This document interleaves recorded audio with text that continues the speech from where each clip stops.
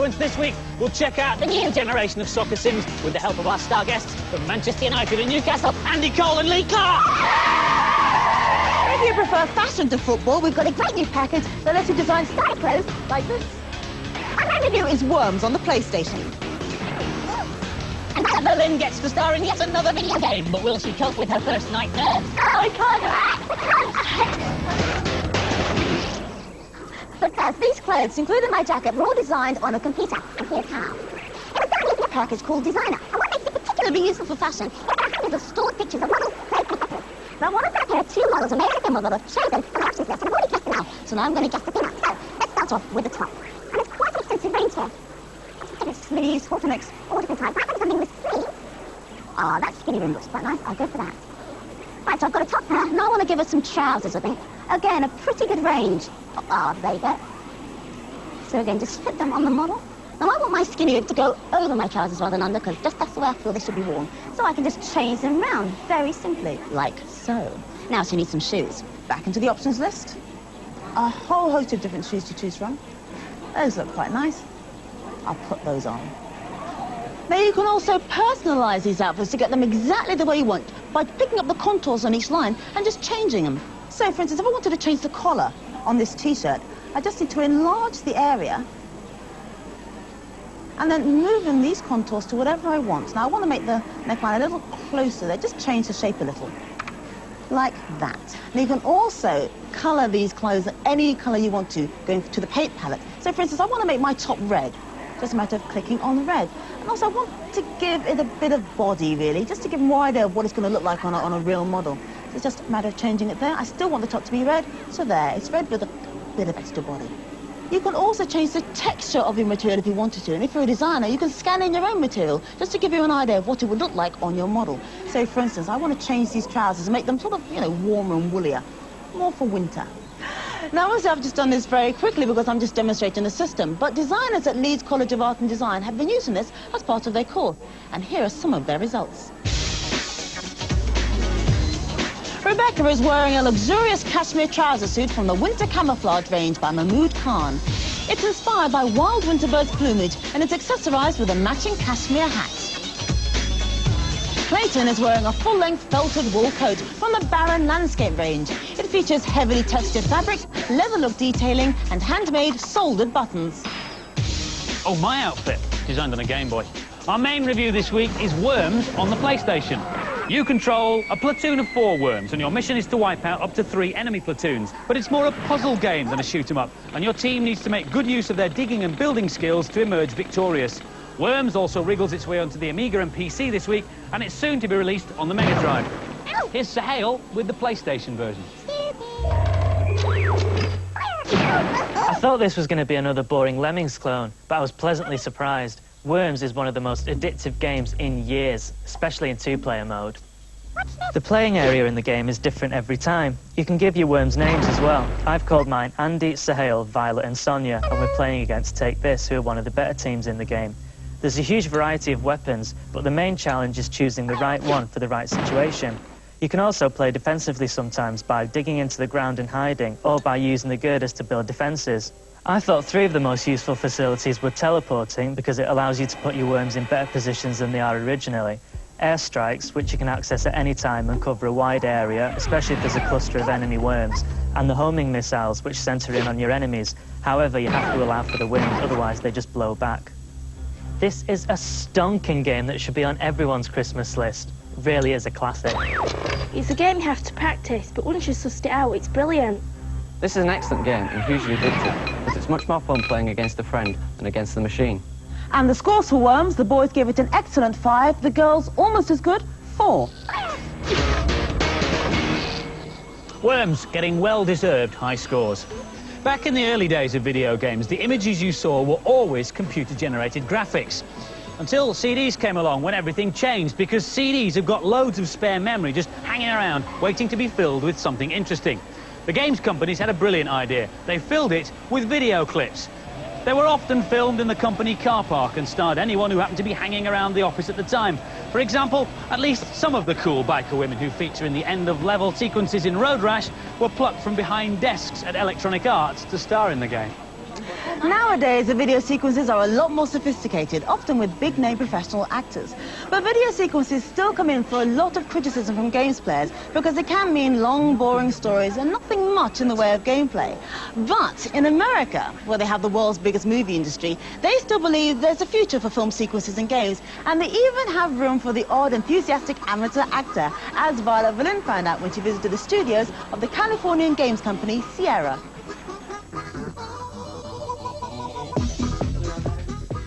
This studio was purpose-built to shoot video sequences for computer games. And today, the team from Sierra are working on Gabriel Knight 2, The Beast Within. It's very different from the first Gabriel Knight adventure, which was just computer graphics. Now, Gabriel Knight has come to life, played by actor Dean Erickson. So, what's it like taking on the role of a graphic hero? It's nice to be a hero any way I can get it, so graphics or otherwise. Gabriel is a shadow hunter, a sort of gothic X-Files special agent, and he's been asked to investigate a series of mysterious murders in a Bavarian village. The police believe the victims were attacked by a pack of wolves, which have escaped from the local zoo. But as you enter the world of the shadow hunters, you quickly realise that things aren't quite what they seem. Some of the video sequences were shot on location and then mixed with graphics. For other sequences, the actors were shot against blue screens in the studio, and then photographs of real locations were used to produce the backdrops. There's no doubt that using video footage makes a difference to how the game looks. If you spend money on actors, sets and costumes, then you can add a level of reality which you don't get with computer-generated graphics. But how does it help the gameplay? Jane Jensen is the creator of Gabriel Knight. She used to be a writer, but now the stories she dreams up are turned into video games. You're really trying to tell a good story. You need to show emotions, and particularly with a mystery, sometimes characters may be lying to you, and it's kind of hard to get that across with a little animated character. So a live actor can show a lot more emotion. Oh, amuse me, Knight. Another big US company, San Francisco-based Rocket Science, are also well known for putting real action into their games. Their latest title, Wingnuts, is a World War I flying shoot-'em-up. But does the video slow down the gameplay? In using the video, we knew that was traditionally a problem, and we wanted to keep this game as fast and seamless as possible, just so it was just full of action-packed gameplay the whole way through. Come on, Kumba! You can do it! The graphic game screen runs on top of the filmed flight sequences as you bomb and strafe the enemy planes. What the game's producers have learned is if you're going to use film sequences, you have to make sure they look professional. For the Gabriel Knight shoot, they even hired in costumes from Hollywood. Welcome. This costume's from the blockbuster Dracula, directed by Francis Ford Coppola. It was actually worn by the bloodsucker himself, and I know that because it says so in the label. And guess who wore this one? Keanu Reeves. Well, by now I was totally starstruck. So, eat your heart out, Andy and Sonia. Violet hits the big time. OK, I know it's not exactly Princess Leia, but you've got to start somewhere. I've only got a tiny walk-on part, and I don't think my character is going to give you much help solving the puzzle. Excuse me, can you tell me what the way to the red Oh, I can't act. I can't act. Excuse me, do you know where the residence is? Something was definitely making me nervous. Maybe it was Dean's square jaw and blue eyes. Excuse me, do you have the right time, please? Well, I could make the time for you. Yeah? Don't worry.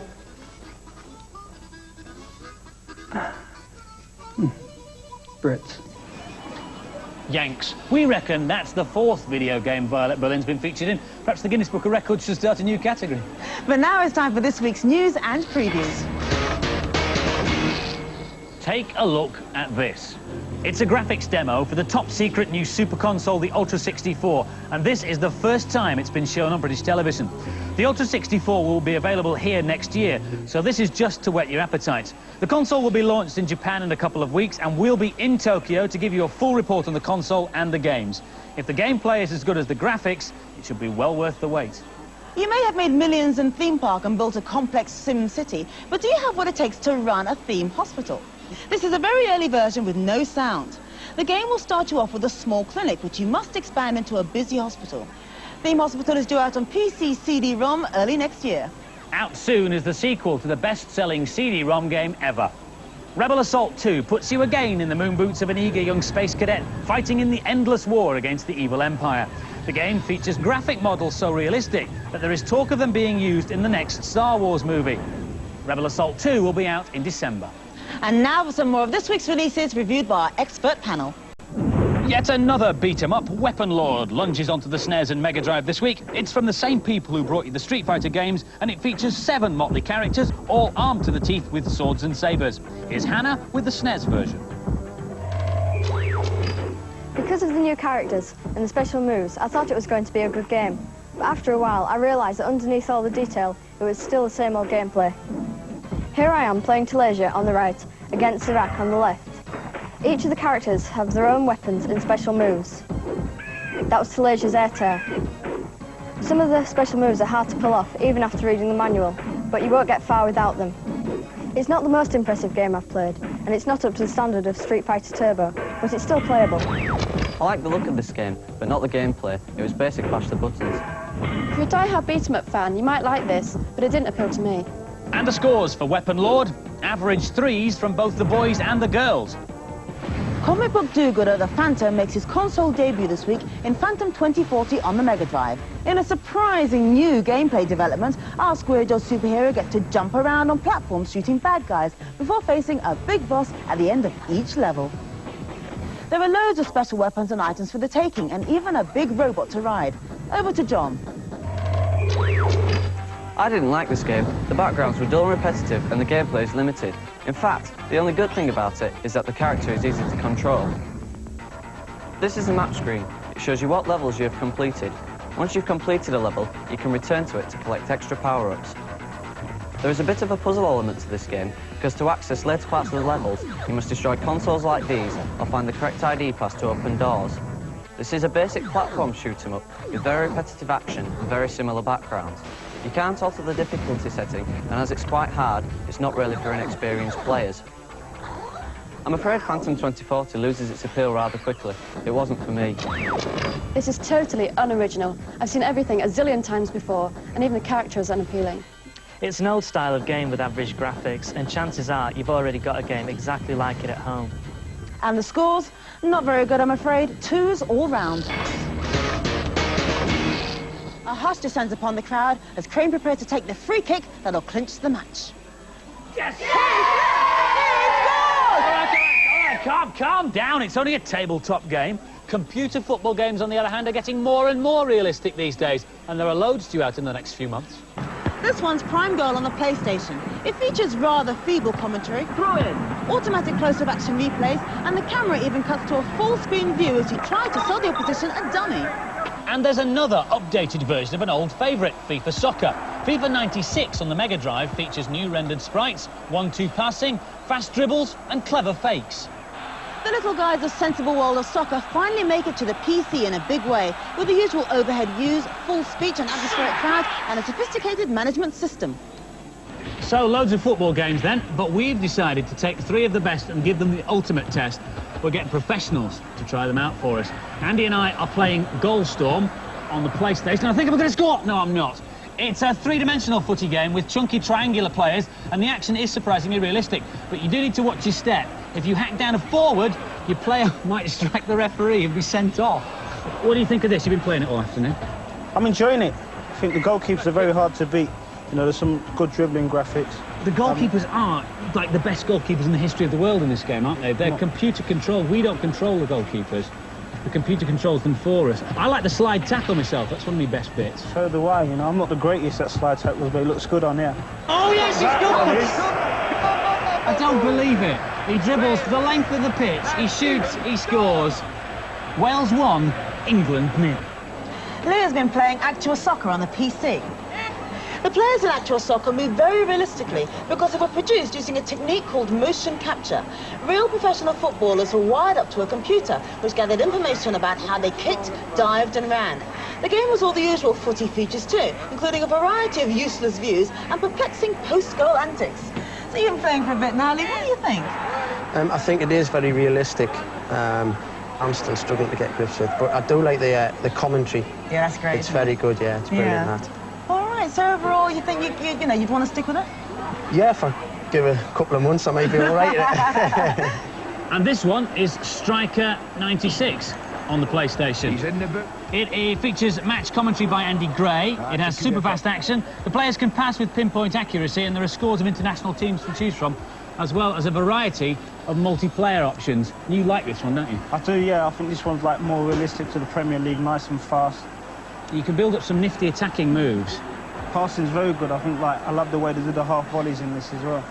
So, Lee, you've now played all 3 games. Which one did you like the best? Well, I like actual soccer, but my personal favourite was Striker 96. I thought it was very fast and very realistic.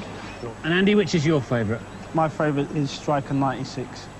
So, both the lads like Striker 96, and you'll be able to judge for yourself when the games are all released in a few weeks' time. If, however, your video games playing is more Accrington Stanley than Arsenal, what you need is Violet Berlin's cheat guide. A lot of the email that comes to the Bad Influence website are requests for cheats, and my reply is this. Look them up yourself, lazy bones. You see, if you're already on the internet, then the biggest cheats library in the world is right under your nose. Check out all the Net's games magazines. There are tons of them. This Australian one, Hyperactive, houses 4,150 cheats. Here's one of theirs for the Saturn. On this screen, take your controller and roll the D-pad round in a clockwise direction. New words will appear. Rolling mode.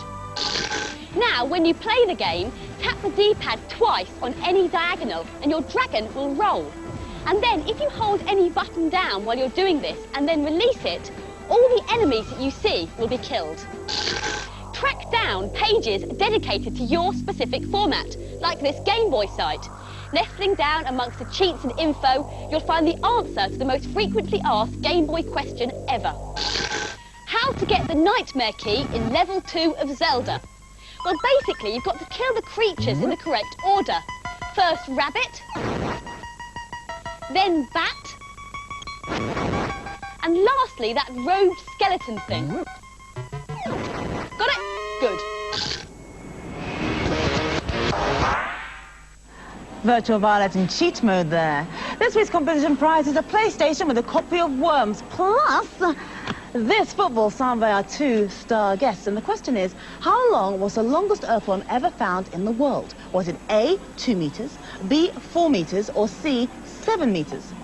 Phone in your answer on 0891 800 300. That's 0891 800 300. Calls cost no more than 25 pence. Lines close at midnight on Sunday. And most important of all, make sure you get permission from the person who pays the phone bill. Last week's competition prize was this terrific compact multimedia PC with a signed copy of Wing Commander 4. We asked you, what's the nearest star to the Earth? Which was a bit of a trick question, really, because the answer is the Sun. But we still had over 37,000 correct entries, and the winner is Kerry Neal from Warwick. Congratulations, Kerry. This is already on its way to you. 10 runners-up will get incredibly fashionable and stylish Bad Influence Bad Crew T-shirts, as modelled by our friends there. Thank you. Your name's running across the street now. Well done. No programme next week. We've been replaced by, appropriately, football. So we'll be back in 2 weeks when we'll have a world-exclusive look at Nintendo's new games machine, the Ultra 64. Don't miss it. We'll leave you now with a clip of one of the Ultra 64 games.